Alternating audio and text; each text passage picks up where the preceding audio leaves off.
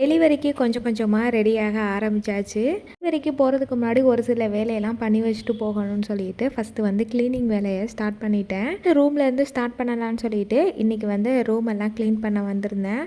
வேறு ட்ரெஸ்ஸஸ் எல்லாம் நல்லாவே கலைஞ்சி போயிருந்துச்சு. அதெல்லாமே தேவையில்லாததெல்லாம் எடுத்து வச்சுட்டு தேவையானதை மட்டும் போட்டுக்கலான்னு சொல்லிட்டு எல்லாத்தையுமே தனித்தனியாக பிரித்து அடுக்கி வச்சுட்டு என்னால் இன்னும் கொஞ்சம் நாளைக்கு வந்து மெட்டர்னிட்டி வேர் மட்டும்தான் போட முடியும். அதனால் நான் யூஸ் பண்ணுற ட்ரெஸ்ஸஸ் எல்லாத்தையுமே தனியாக நான் கவர் போட்டு வச்சுட்டேன். ஒரு ட்ரெஸ்ஸஸ்னால் கொஞ்சம் நாளைக்கு போட முடியாது, அதனால் தனியாக நம்ம எடுத்து வச்சிடலான்னு என்னுடைய ட்ரெஸ்ஸஸ் வந்து ஃபஸ்ட்டு முடிச்சிட்டேன். அடுத்து பாப்பாவுக்கு எடுத்திருந்தேன். அவளுக்குமே போடாத ட்ரெஸ் எல்லாம் தனியாக எடுத்து வச்சுட்டு போடுற ட்ரெஸ்ஸை மட்டும் கொஞ்சமாக வச்சுருந்தேன். 3 பேர் ட்ரெஸ்ஸு மட்டுமே இந்த செல்ஃப் ஃபுல்லாகவே கவர் ஆகிடும்.